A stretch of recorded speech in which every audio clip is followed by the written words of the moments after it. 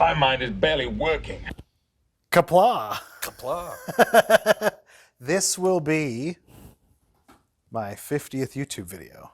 Oh, congratulations. Yeah, I don't know if I should celebrate or not, though, because we're going to talk about some of the worst episodes of Star Trek The Next Generation ever. I don't know what you're talking about. Take a break. No. I want to go over this again. Most people celebrate their follower account. What are you up to? 92. Oh, man, we got to get 8 more. More. And then we win? And then we win. It's like getting enough ascendancy tokens. All right. It's hard to like this, but like and subscribe. Klaxon Ries Blaj Blanarnik Karnik. Hi, I'm Roddy Donahue. And I'm Jacob Case. And we're going to talk about the holodeck today. I was, for some reason, expecting worse episodes. Dark magic, Moriarty! First of all, I want to thank my parents And the producer. who got me season 7. And I want to thank my brother-in-law and his wife who got me season 1. So that now I can talk about the worst episodes of Star Trek The Next Generation. If the ship is truly an emerging intelligence, then we have a responsibility to treat it with the same respect as any other being. What I wanted to do initially was create a sort of an episodic thing called Which is Worse, Yeah. where we would talk about 2 very bad episodes of Star Trek that were similar in some way. Right. And I brought up Emergence and The Big Goodbye as kind of the worst that the holodeck has to offer. Yeah. And you brought up Elementary data. Data, wait. If this murder isn't connected to the disappearance of Dr. Pulaski, then the computer is running an independent program. Yes. Why? I do not know. But I find it interesting that you said that you didn't hate these episodes. Forget the explanation. Can you do it? I want to talk about the holodeck first, Yeah. just in general, and then we'll talk about the episodes. What do you think makes an episode a holodeck episode? I think our characters have to heavily interact with the holodeck in a way where the holodeck itself is the threat or the source of the threat. It was a recreation of the Orient Express, a train which traveled from Paris to Istanbul from the late 19th century until... Yes, Data, I know about the Orient Express, but what is it doing on Prospero's Island? I was thinking about this too because I was thinking specifically about Hollow Pursuits, where we meet Barclay. Yeah, And I think that is a holodeck episode I would agree. because so much ends up there. Right. Whereas A Matter of Perspective, I don't think that I'd consider that a holodeck episode.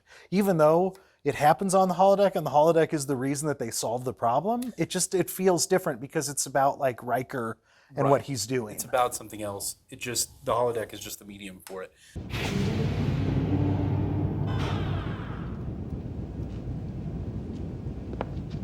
I think that my favorite holodeck episode is Hollow Pursuits.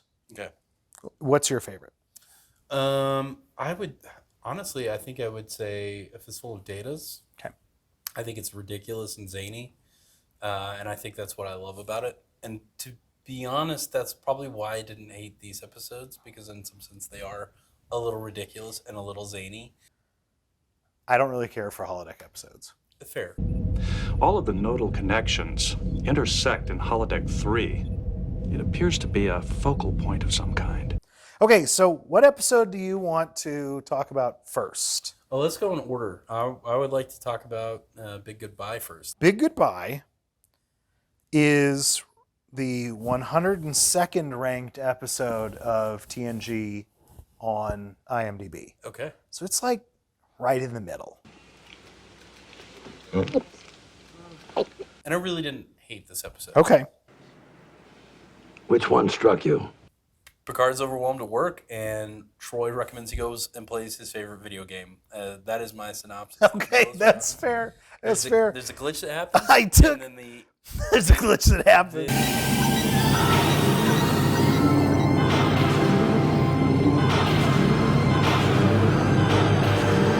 Okay. That's it. That's All it. right. That's the episode, right? That's the whole episode. I took 2 pages of notes for Elementary Dear Data. I took 2 pages of notes for Emergence. I have 3 things to say about the big goodbye.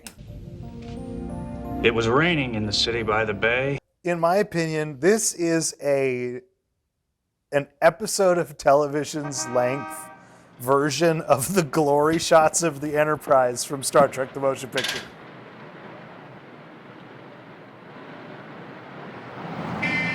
Remarkable.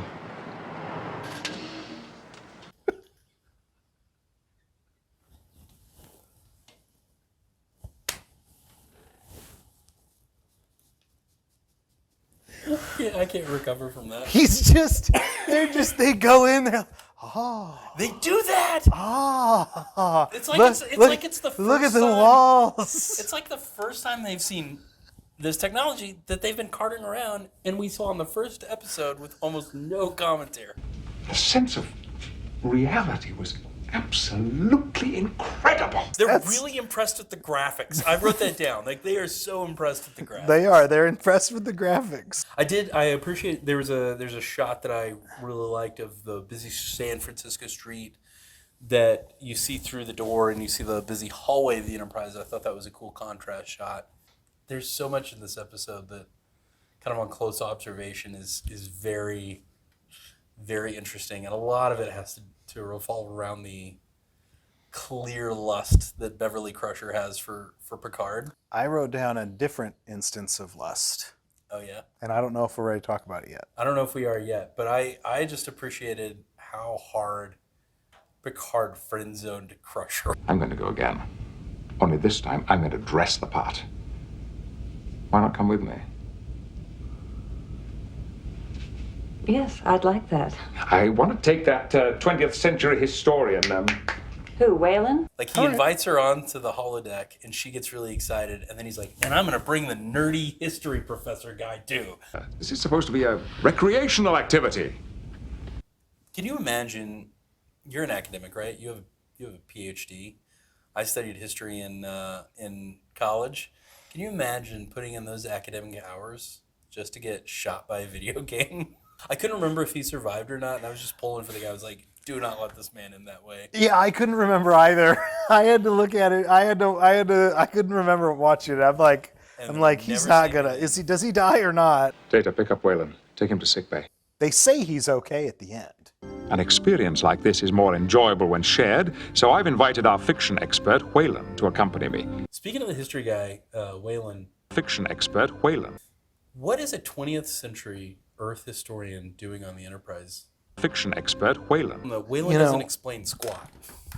He doesn't give us any sort of exposition. He's not like, well, during this period, 1941. Captain, mind if I join you? No, because he was also impressed by the video game. Yeah, that's right. Remember, this is our real introduction to the holodeck. Right. It was there in Encounter at Farpoint. Right. We saw that Wesley fell in the water, and we saw that Data was strong. This is an introduction to the holodeck as its character.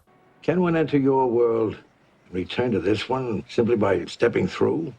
Oh, yes. Crusher's insecure about her appearance. It's strange. She gets there with makeup and curled hair, but she doesn't know how to apply it. And she gets very, very sensitive about herself next to that one woman. Yeah. Why is she insecure about this 20th century woman on the holodeck wearing makeup? I mean, I think women can be insecure, but the way she's insecure is almost like, I don't even know how she did this thing. Like, I'm trying to emulate how she did this very simple thing that women have been doing for millennia and presumably will keep doing. It's clear that Crusher wants to impress and connect with Picard in some sense. Yes. Do we have time to see your office? Yes, of course. Why not? Captain, mind if I join you? Would you like for me to talk about When are you coming over for supper? Picard's crush?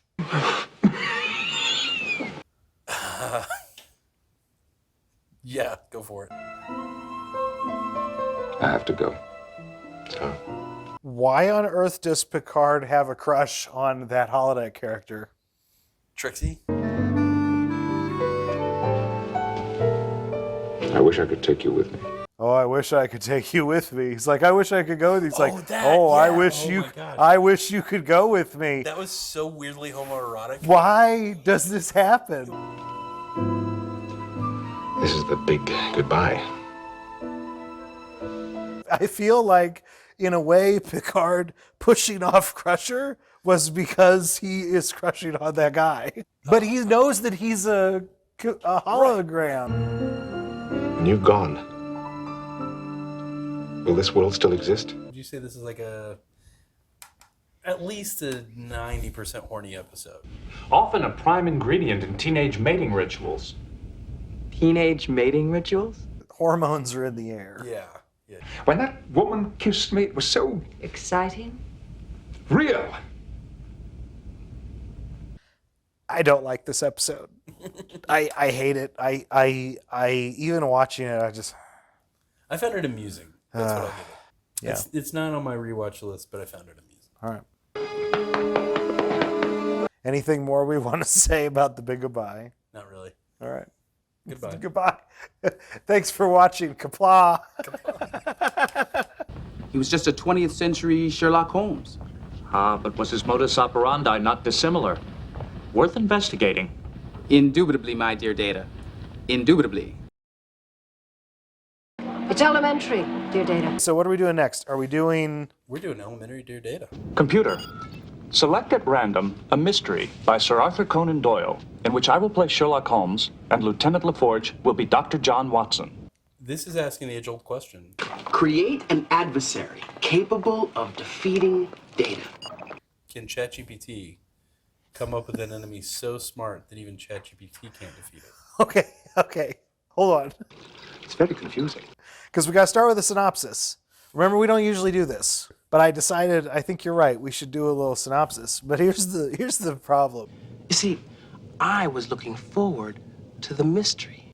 I looked at user reviews on IMDb. For all the user reviews that I wrote down, there's a word here that I want to use. Ready? Spoiler. Boom! Before we even get started, you jump to the end. So I wrote down 2 synopses because I started to write a synopsis. And this episode is a giant mess. Okay? This is a messy episode.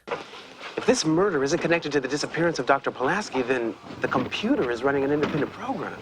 Yes. Why? I do not know. And that is what puzzles me. This is ranked 39. That seems high. I know. I would rate Big Goodbye better than this. But you know what's in the top 20 episodes of TNG is Ship in a Bottle, the other Moriarty episode. What she has not said is as important as her words. I agree that it's better than Elementary Dear Data, but I do think 39 is very high. Do you wish to input any commands? Not at this time. So here's what I'm going to say for the synopsis, right? Act 1 is fun and games. Yes. That does seem only fair. Yeah. Act 2 is the Doctor kidnapped and the Enterprise is involved. Yeah. What's on that paper? And why can't we shut down the holodeck? Data! This is impossible. How can a character from 1890s London draw a picture of the Enterprise? And Act 3 is Picard and Moriarty discuss ethical treatment of artificial intelligence. You are not alive. As I said before, you are only A holographic image, I know. But are you sure? Oh, yes. The synopsis that I started to write is like this giant mess. Yes, with a worthy opponent. Worthy of Holmes. I asked for a Holmes-type mystery with an opponent capable of defeating Data. Captain, I'm sorry. Geordi says, "Oh, Captain, I'm so sorry. I created an opponent capable of defeating Data." And he takes all the blame. But you and I know whose fault this is. It's Kate Pulaski. This is Dr. Pulaski's fault. Geordi and Data, friends, are sitting in 10 forward by themselves having a conversation. Dr. Pulaski is at a different table. She's not involved, and she starts talking to the camera Not even to them. She won't even turn around. You're wasting your breath. And she just starts spouting off with her holier than thou nonsense. And when she gets kidnapped, all I could think was, exactly. Finally. You didn't deduce anything. So one of the things that really did strike me about that initial conversation was how much she was trying to channel a Bones McCoy type of conversation. Yes. Deductive reasoning is one of Data's strengths. Yes, and Holmes too. But Holmes understood the human soul, the dark flecks that drive us, that turn the innocent into the evil. Data being Spock, and that in this analogy. Now do you see my point? All that he knows is stored in his memory banks. Inspiration, original thought, all the true strength of Holmes. It's not possible for our friend. I think it doesn't quite work, but she definitely is trying to capture that intonation. I'll give you credit for your vast knowledge, but your circuits would just short out if you were confronted with a truly original mystery. But I don't think McCoy was as cruel. He was befuddled at times and ribbing, but he was genuinely a friend to Spock. Pulaski's kind of cruel. Your artificial friend doesn't have a prayer of solving a Holmes mystery that he hasn't read. Yes, she's insensitive. That understanding is beyond Data. Now you're just being unfair, Doctor. I don't think so. I don't know that it works. She's very cantankerous, but I don't know that it works. Right. The McCoy, I think that's a writer putting McCoy into Pulaski, Yes. as opposed to the actor embodying that. Yeah, yes, but I think she's also making choices too. I think I agree. even with her facial expressions or her intonation, she's definitely aiming for a little bit of that. Yeah. Fraud! But she lacks all of his charm. Right. Are you sure you want to put yourself through this, Lieutenant? Better wilted laurels than no laurels at all. I found some user reviews. Uh-oh. And I've got 3. One says, "This is where the Next Generation really started increasing in quality. In Season 2, the addition of Guinan booted TNG in the rear. Every starship should have a bartender. And the replacement of Dr. Crusher with an actor that really did well portraying a doctor. It is just elementary that the show got better." This person said, "I am watching Star Trek The Next Generation from start, and this one is the best episode till now in the series. Story, premise, and acting, everything is top-notch. I wish someone in Star Trek writers have an idea about resurrection of Professor Moriarty in some future Trek episode." We will save this program and hopefully, in time, when we know enough, bring you back. And then I found a what I'm going to call a bro review. And this one, finally not a spoiler. Okay. This one was not a spoiler. I'm not getting through. It says, "Holodeck episodes are awesome. I just love it. The thing is, in every TV show, there is never an episode where you get to see the characters just doing their stuff out of the main story. That's why this one is great. It is just a fun story about Data and LaForge for 30 minutes. Then, yes, it become more serious, but for the most part, was all about fun, and I love it. I totally hope for more Holodeck episodes." That was a great one. It says 8.5 out of 10, but then it says 9 out of 10. Gentlemen. Fun and games, that's for sure right. What was that? Lieutenant? An odd surge of power, sir. There's like some principles behind the internal logic that don't make a ton of sense to me. Like they just accidentally stumbled upon creating sentient life on the Enterprise, via the Enterprise. Yeah. And that's not a thing ever again. Like they yeah, it is. It's a thing again in the next episode we're going to talk here's about. What I should say. I'm sorry. Let me rephrase this. They're always surprised by it when it's a thing again. Obviously, he's trying to alter the programming here. You would have thought Emergence actually would have been a great place bring Moriarty back. I have read her expressions. What she has not said is as important as her words. I agree with you, but we'll talk about that. Do you like Elementary Dear Data? I don't love it. Because you brought it into this conversation. Yeah. Do you like it more than... You know what? That's the question I'm going to ask at the end. It. You're what? I kind of wanted to complain about it. Okay, good. That's fine. I accept your challenge, Doctor. Good for you, Data. So rewatching it, here's what really got me. Do you remember when Geordi is trying to light the lamp? Yeah, have they not invented You know? And I just... All I could think was like, you know those video games where you encounter a puzzle that just pisses you off for like 3 days? And you're finally like looking on your phone to see what the answer to the puzzle is, and it's the dumbest thing that you've ever seen. Yeah. That's what this reminded me of, and I thought, surely the holodeck isn't going to make you light this stupid lamp. They struggle with a lamp in Big Goodbye, too. Do they? Yeah. Did I miss that? Yeah, Picard picks up a lamp to shine more light on Weyland for Crusher. Okay. And he walks it too far and it unplugs. Oh, yes. They can't figure out the plug, yes. That's why they couldn't shut off the holodeck, because they never think of unplugging anything. Yes. They don't have to unplug anything. I did. That's it. That's right. They never unplug anything. DiMaggio streak reaches 37. DiMaggio, sir. Jolton Joe, the Yankee Clipper. Baseball, sir. I did think of one little factoid that I did want to mention in Big Goodbye, and I forgot to bring it up. That Joe DiMaggio record they talk about, yeah, still unbroken. The streak they are referring to will eventually reach 56 games. Still unbroken. All right. Yeah.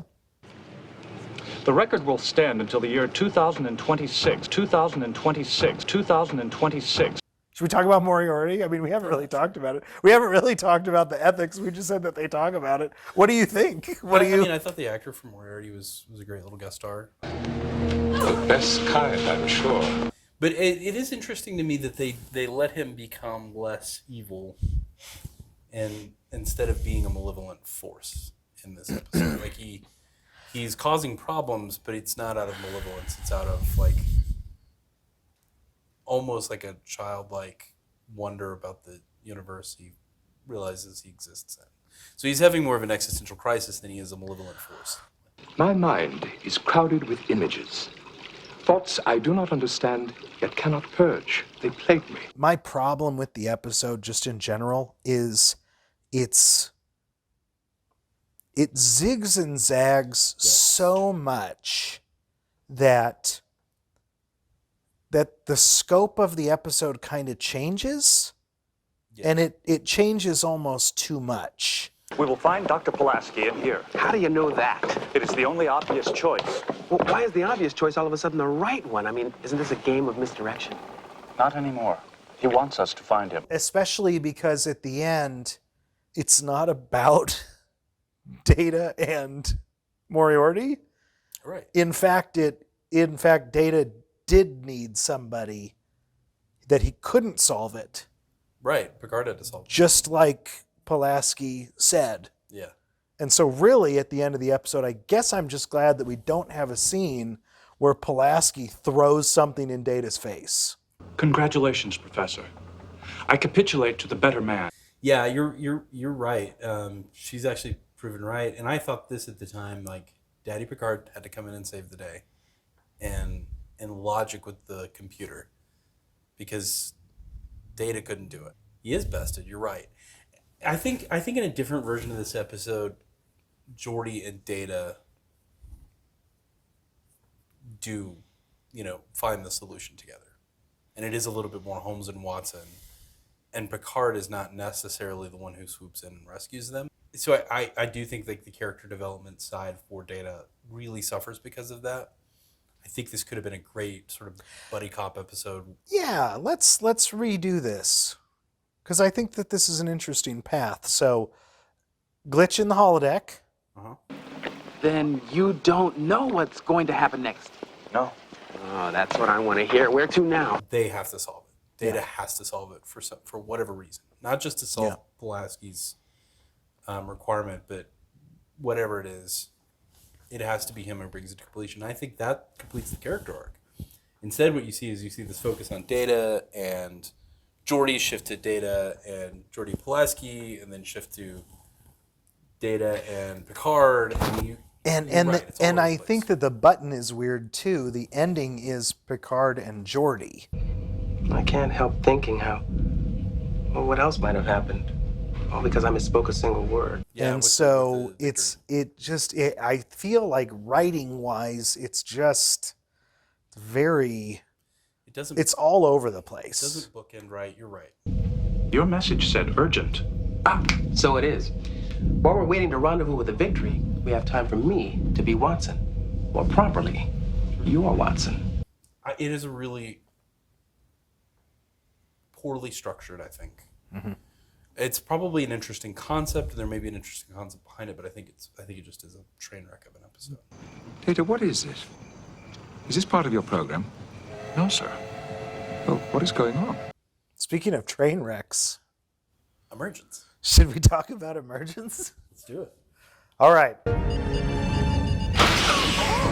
Emergence is Is this the third to last episode? Yes. Yes. All good things, preemptive strike, Emergence. Yep. So Emergence is the 137th ranked episode of TNG. I'm fine with that. I didn't hate it. That's not the problem. So I've got a synopsis for Emergence, okay? The holodeck was full of metaphoric imagery, like it was having some kind of daydream. It may not make literal sense, but symbolically it probably does have some kind of logic to it. The Enterprise attempts to express itself through the holodeck while building a sad little children's toy in the cargo bay that becomes a life form that flies away. Yeah. I wrote down the synopsis that was on Paramount Plus. Okay. And the synopsis is, the lives of the Enterprise crew are endangered when the ship suddenly develops its own intelligence. If we had remained at our original position 1.7 seconds longer, the distortion would have ruptured our warp core. If the Enterprise hadn't jumped into warp when it did, we would have been blown to pieces. But that's not true. I thought the lives of the Enterprise crew were saved when the ship suddenly developed its own intelligence. That's true. Wasn't the ship going to explode? But it had a mind of its own, and so they just... That's true. That's true. So I just found that interesting that's what the synopsis said when it was the opposite. You think the Enterprise baby would look like a little Enterprise? We'll get to that. We'll get to what it should look like, what it does look like. Why do you say that? I sent you a text with a question. What do you think is the most arrogant episode of Star Trek: The Next Generation? And I have allowed it to go off on its merry way. Well, I think that if we're talking about arrogance from a TV show, it's like a writer's perspective, right? Yeah. Or a producer's perspective. Okay. Are you going to say this episode right here? I think this episode is the most arrogant episode of Star Trek: The Next Generation. Do you mean that in the sense that the writers had just unchecked, undeserved confidence when they produced this episode? Well, let me read you another user review. I've been thinking about this user review for about 24 hours. There are some species whose sole purpose is to reproduce. Once they finally procreate, they die. And I go back and forth because I had a thought and this user had a thought and we could both be right, but I think that I'm right. I think I'm a little more right, okay? But this is what it says. Question is, what is it? Picard has a line at the end of the episode. Now, if our experiences with the Enterprise have been honorable, can't we trust that the sum of those experiences will be the same? So this is from a guy named All Man. That's foreboding. And it says, it's you. You're the intelligence formed from the experiences of the Enterprise. Okay, that's what it says. We are the offspring that the show has been educating us. And so shouldn't our experiences be when we go off? Okay? It definitely does have some we're wrapping this up vibes, especially early on in the conversation about Prospero. Shakespeare was witnessing the end of the Renaissance and the birth of the modern era We see him here about to perform one final creative act before giving up his art. I think it's about the show. I don't think that it's about us. I think it's about Star Trek The Next Generation and who wrote this episode? Who? Brandon Braga. Okay. I think The Offspring Is Voyager? is Voyager. Ooh.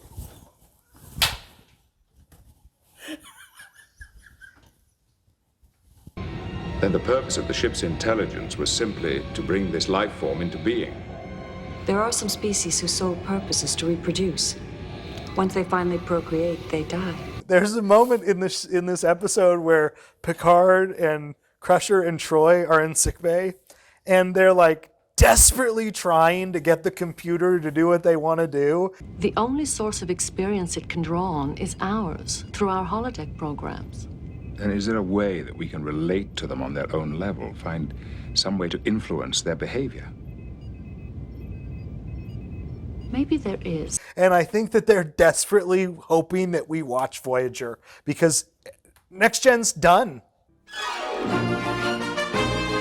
We were writing the movie, right? We were writing Generations. We got to put together all good things, you know, but this is the send-off not just for TNG, but to push you into, because Deep Space Nine's out there. Right. It's Deep Space Nine's in season 2. Will it survive?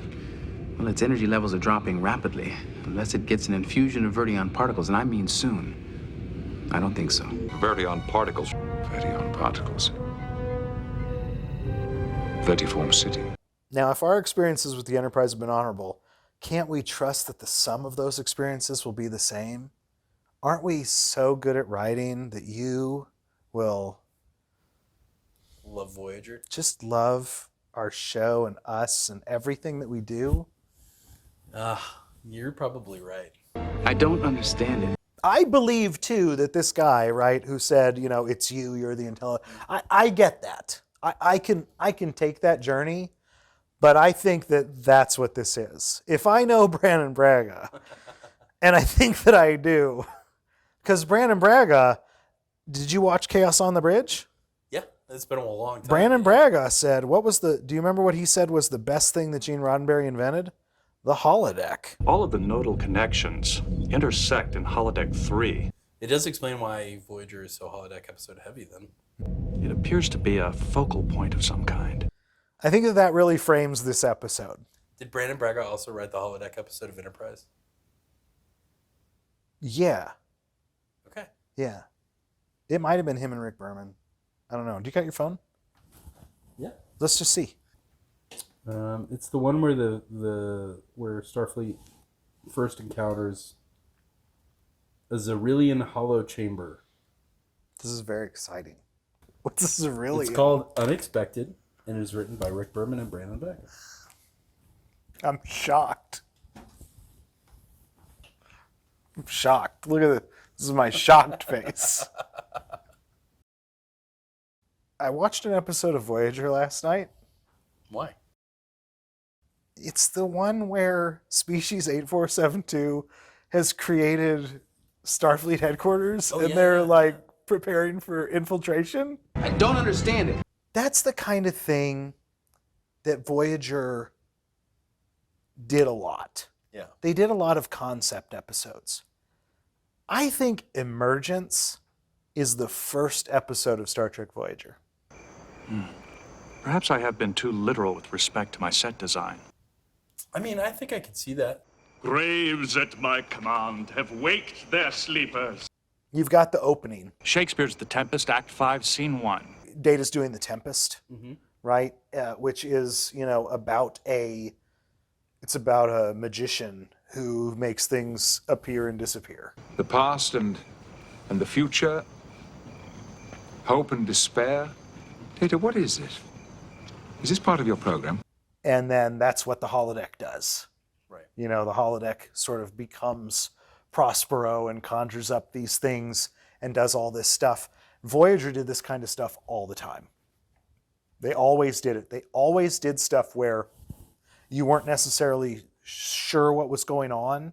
Like in The Flesh, that episode, with Species 8472, right? It starts at Starfleet Academy, and we don't know why we're there. We just see people we don't recognize. We see Boothby, but then we see people, and then Chakotay's there, and Tuvok's there. Which program is running? Several different programs are running simultaneously. This should be interesting. So, okay, Voyager is back at Starfleet. Clearly something's up, but we have to figure it out. Like, that's this episode. This episode is you don't know what's going on, and you're going to have to, you're not going to be able to figure it out. Right. We're going to tell you what's happening eventually. Right. This is actually more convoluted than most episodes of Voyager, but this is the first episode of Voyager, in my opinion. Yeah.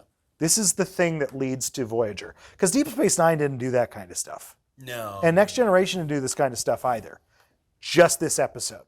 We've been on the wrong track all along. I think that's a really interesting perspective on this episode. And hearing you say it, I think that's probably right. I had completely forgotten about this episode.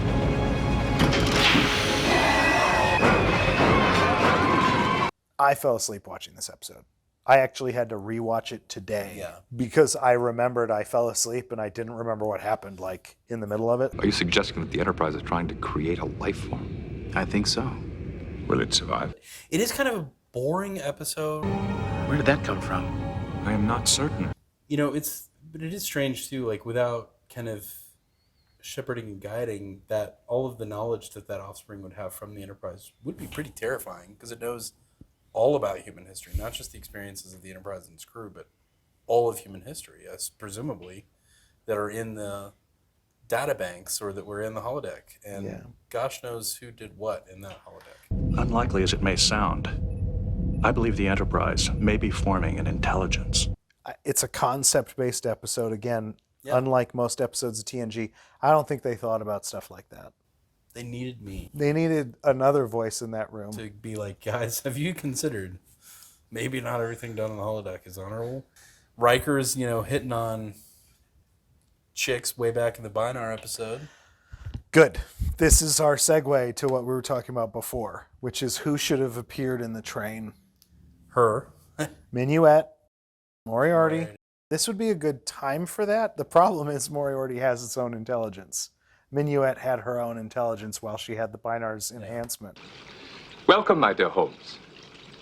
But not Holmes. And Dr. Watson. But not Watson. Data, what does he mean? How does he know we're not who we appear to be? But this would have been an interesting episode for those intelligences to have arisen and then maybe shepherded the space baby out. This episode is a concept episode. That's what's important. Not what happens in the episode, which is not Star Trek.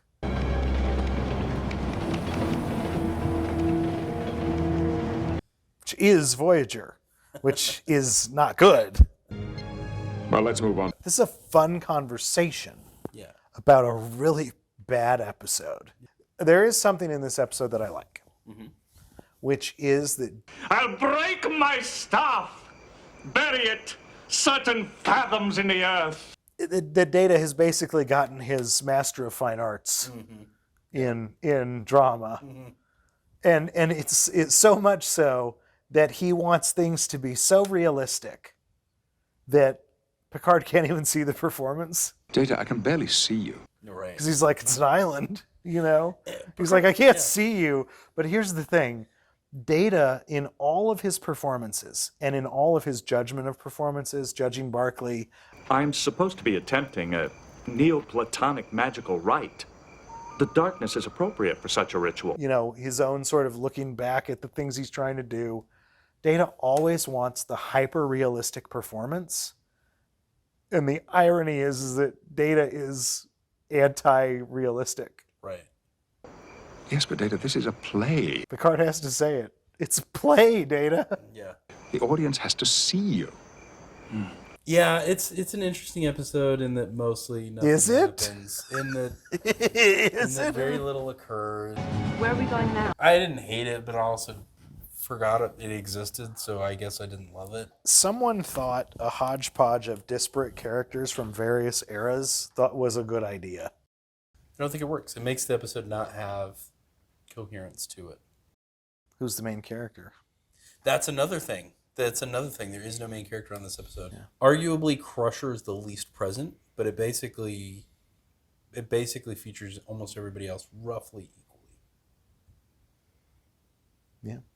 There were moments in engineering where I noticed Picard was absent, that Riker is dealing with Geordi and with Data. I also noticed some weird shots in the observation lounge when they're having their meeting. There are more close-ups of characters than there usually are. There's a shot where Picard is centered, and then over one shoulder, out of focus, slightly out of focus, is Crusher. And then over the other shoulder, completely out of focus, is Troy. And it's just such a weird thing because usually you've got the cameras set up, on one side of the table or the other, Right. and maybe they'll cut to a person, but it's never like a close-up. It's always like at least like a medium close-up, if not a medium shot. It was just shot very weird, and I don't really know what was happening there, why there was so much artistic license taken with this episode.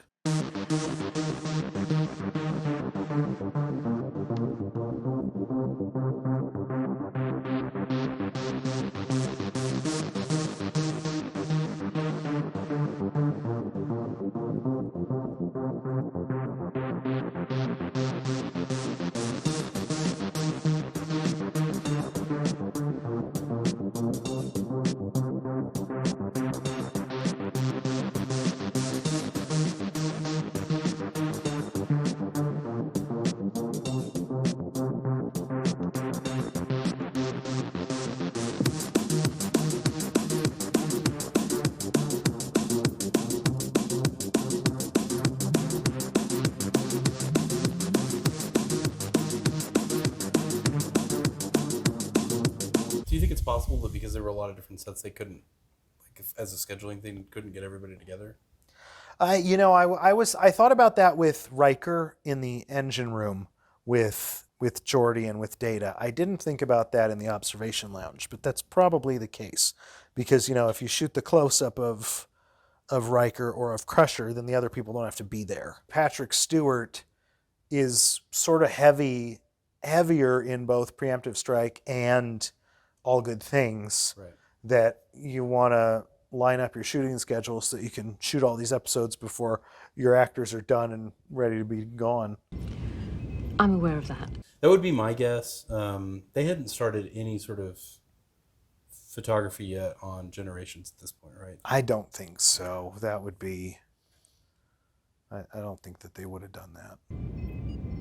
Did you dislike this episode more or less than the others? Like, of these three, where would you... Yeah, we're there, aren't we? Right? We got to rank these. Yeah. I guess I'll go first. I'll start this way. You brought in Elementary Dear Data to the conversation. I like that episode much more than I like the other two. You're wasting your breath. It is a mess. I don't think it should be the 39th ranked episode of TNG, but that's, I've got my own problems, right? Yes. Why? I do not know. These episodes are both Big Goodbye and Emergence are just terrible. He's on ice. Pardon? He's being grilled. What is he, a fish? I think the arrogance factor puts and the nonsense that is the plot of Emergence, I think that puts it that drops it lower than Big Goodbye. I think Big Goodbye, it's boring, but it's not like a big giant mess. Both of the others, both of these other episodes are messes. Yes. And The Big Goodbye is not a mess. It's just really boring. Put the gun down, Mr. Leach. But I so much want to kill her. Maybe later. Like, I don't want to watch it because it's slow and boring and I don't care, and it's got the weird ending where Picard is like, oh, I wish you and we could be together forever.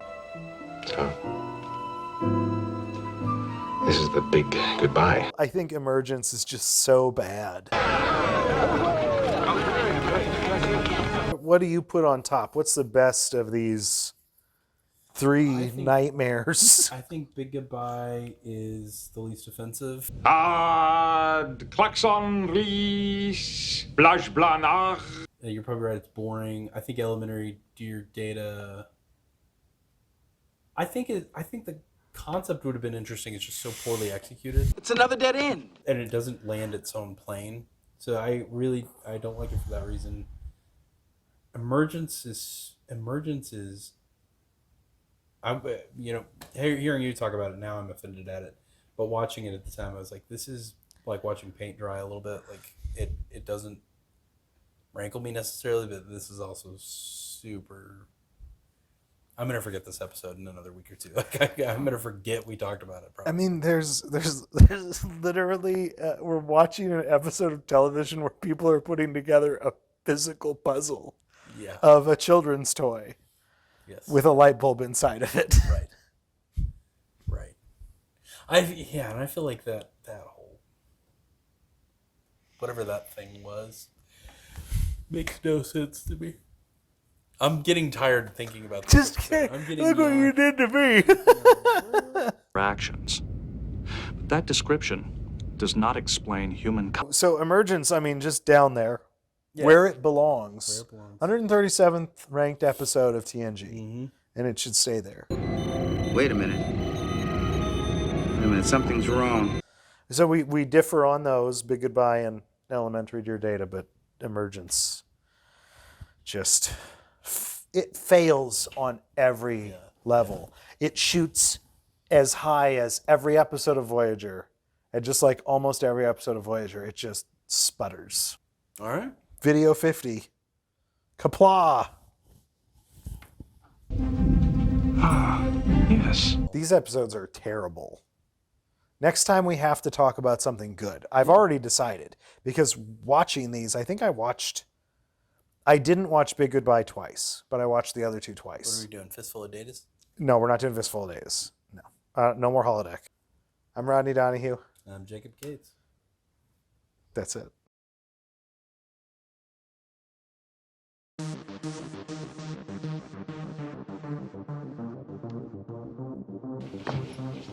The game is over. I assure you, this is not a game. Take it from me, Leech. You'll never find it. Now, give me the gun.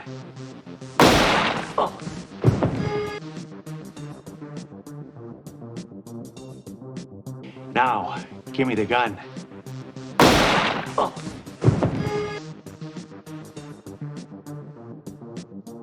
Now, give me the gun.